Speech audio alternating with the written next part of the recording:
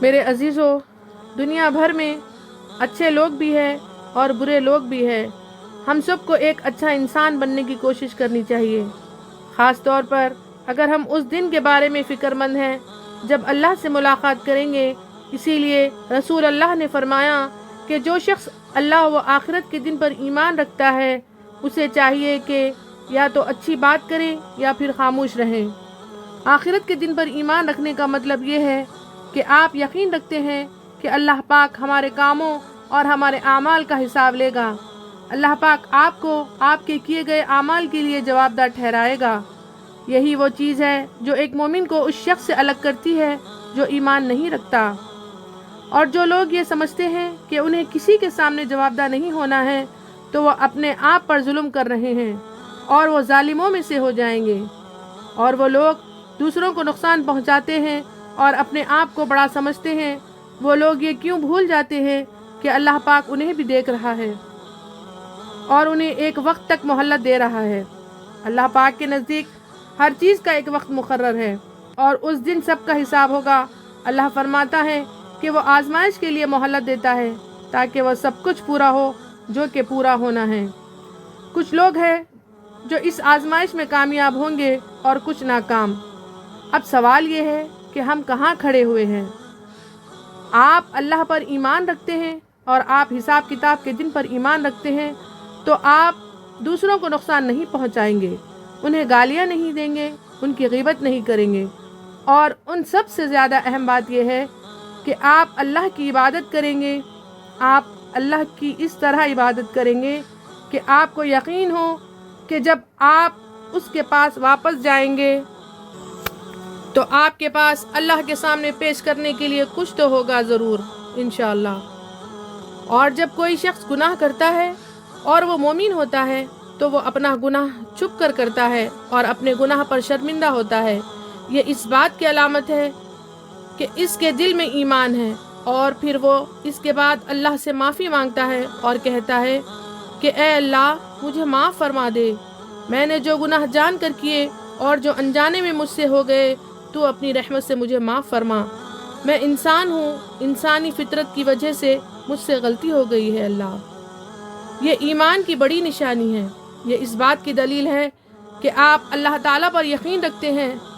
لیکن اگر کوئی ایسا شخص ہو جسے گناہ کرنے کی پرواہ نہ ہو، وہ اس کے بارے میں سوچتا بھی نہ ہو، کھلم کھلا گناہ کرے اور مسلسل گناہ کرتا رہے، اور نہ اسے کوئی شرمندگی ہو اور نہ ہی کوئی رکاوٹ، بلکہ دوسروں کو بھی گناہ کی طرف مائل کرے، تو یہ ایک خطرناک صورت ہے۔ یہی وہ بات ہے جس کے بارے میں اللہ پاک ہمارے نبی محمد صلی اللہ علیہ وسلم کے مبارک لبوں سے بتاتا ہے۔ آپ صلی اللہ علیہ وسلم فرماتے ہیں کہ لوگ خیر پر قائم رہیں گے جب تک وہ کھلم کھلا گناہ نہیں کریں گے اور ایک دوسرے کو اس بات کی ترغیب نہیں دیں گے۔ اگر گناہ انسانی کمزوری کی وجہ سے ہو اور آپ نے اللہ سے معافی مانگی تو کیا یہ اس بات کی نشانی نہیں کہ آپ جانتے ہیں ایک دن آپ نے اللہ کی طرف لوٹنا ہے؟ جب ہماری آنکھیں بند ہوگی تو ہم اللہ کے پاس جائیں گے۔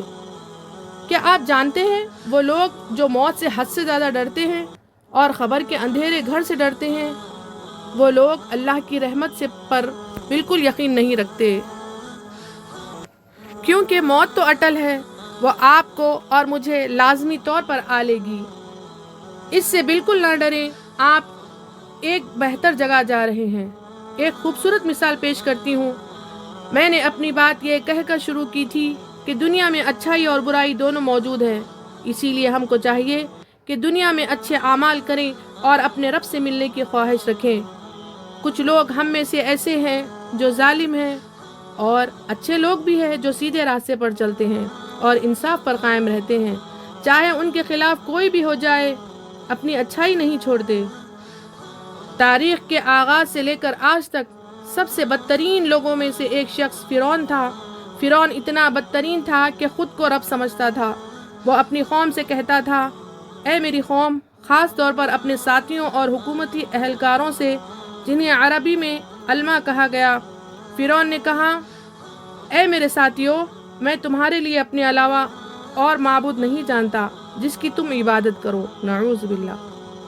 یہ کتنی بڑی تکبر کی بات تھی، اور وہ جانتا تھا کہ وہ ایک انسان ہے، اس نے اپنے غرور کی وجہ سے ایک ایسا نظام بنا لیا جہاں سب کو اسی کی عبادت کرنی تھی۔ جب کوئی چیز ایک سے زیادہ نسلوں تک چلتی رہتی ہے تو نئی نسل اس چیز کو معمولی سمجھنے لگتی ہے اور یہ سوچتی ہے کہ یہی درست ہے۔ یہی وجہ ہے کہ اسلام سکھاتا ہے کہ آپ اپنے عقیدے کے بارے میں سوال کریں۔ جب آپ کو کسی چیز کے بارے میں شک و شبہ ہو یا کچھ غلط محسوس ہو تو آپ سوال کریں تاکہ صحیح جواب معلوم ہو، اور یہی وہ طریقہ ہے جس سے لوگ سیدھے راستے پر آ سکیں۔ ڈرنے کی ضرورت نہیں ہے، کیونکہ اسلام کے پاس تمام سوالات کے جوابات موجود ہیں۔ یہی وجہ ہے کہ جب لوگ نہیں جانتے ہیں اور آپ ان سے پوچھتے ہیں کہ ہمیں 5 وقت نماز کیوں پڑھنی ہے تو وہ کہتے ہیں کہ چپ رہو، ہمیں یہ سوال مت کرو۔ میں یہ سوال اسی لیے نہیں کر رہی ہوں کہ نماز نہ پڑھوں، میں ضرور پڑھوں گی، بس جاننا چاہتی ہوں کہ اس کی حکمت کیا ہے۔ اسی طرح بچے سوال کرتے ہیں کہ ہمیں حلال کھانا کیوں کھانا چاہیے۔ وہ اسی لیے نہیں پوچھتے کہ حلال کھانا نہیں کھانا، بلکہ وہ اسی لیے جاننا چاہتے ہیں کہ اس کی حکمت کیا ہے۔ انہیں سوال کرنے سے مت روکیں، اپنے بچوں کو سوال کرنے دیں، انہیں نہ ڈرائیں، کیونکہ اگر آپ ان کے سوالات کے جوابات نہ دیں گے تو وہ شاید بھٹک جائیں گے۔ اللہ پاک آپ کے تمام مسائل کو حل کریں گا۔ آپ اللہ سے مانگنے اور آپ اللہ سے مانگے، اللہ آپ کو ضرور جواب دے گا اور اللہ تعالیٰ کے پاس تمام جوابات آپ کو مل جائیں گے انشاءاللہ۔ فرعون لوگوں کو قائل کرنے لگا کہ وہی خدا ہے اور لوگ اس کی عبادت کرنے لگے۔ اللہ نے حضرت موسیٰ اور ان کے بھائی ہارون علیہ السلام کو بھیجا۔ وہ شروع میں گھبرائے ہوئے تھے اس بات پر کہ شاید فرعون ان کی بات کو قبول نہ کرے۔ اللہ نے فرمایا، اے موسیٰ تم فرعون کے پاس جاؤ، میں تمہارے ساتھ ہوں، میں سن رہا ہوں اور دیکھ رہا ہوں اور میں تمہاری مدد کروں گا۔ موسیٰ علیہ السلام کہاں جا رہے تھے؟ وہ اس وقت کے بدترین آدمی کے پاس جا رہے تھے، جبکہ وہ خود اس وقت کے بہترین لوگ تھے۔ فرعون نے جادوگروں کو اکٹھا کیا جو ہزاروں کی تعداد میں تھے۔ وہ جادوگر آئے جو فرعون کی عبادت کرتے تھے اور جادو کے ماہر تھے۔ انہوں نے اپنی لاٹھیاں اور رسیاں پھینکی جو لوگوں کو سانپوں کی طرح دکھائی دیے۔ حضرت موسیٰ علیہ السلام کو حکم دیا گیا کہ اے موسیٰ تم اپنی لاٹھی کو پھینکو۔ جیسے ہی انہوں نے اپنی لاٹھی پھینکی وہ ایک بڑا سانپ بن گئی جس نے جادوگروں کی سب چیزوں کو نگل لیا۔ یہ دیکھ کر جادوگر حیران رہ گئے اور وہ سمجھ گئے کہ یہ جادو نہیں ہے، اور وہ پھر فوراً سجدے میں گر گئے اور کہنے لگے، یا اللہ ہم تمام جہانوں کے رب پر ایمان لاتے ہیں۔ وہ جادوگر کہنے لگے، سجدے میں گر گئے، اللہ رب العزت کے سجدے میں گر گئے اور کہنے لگے کہ ہم تمام جہانوں کے رب پر ایمان لاتے ہیں، ہم موسیٰ کے رب پر ایمان لائیں۔ انہوں نے وضاحت کی کہ وہ موسیٰ اور ہارون کے رب پر ایمان لائیں، نہ کہ اس فرعون پر۔ فرعون غصے میں آ گیا اور کہنے لگا، میں تم سب کو سولی پر چڑھا دوں گا۔ ہماری زندگی میں بھی ایسے لوگ ہمیں ڈراتے ہیں جو فرعون جیسے بڑے نہیں ہوتے بلکہ اس سے بھی کمتر اور معمولی ہوتے ہیں، بس ہمیں ان سے ڈرنے کی ضرورت نہیں ہے۔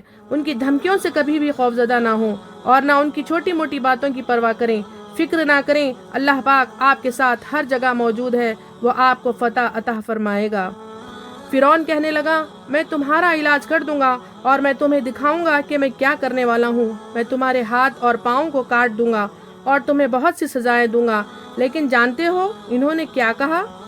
انہوں نے کہا کہ کوئی مسئلہ نہیں، جو کرنا ہے کر لو۔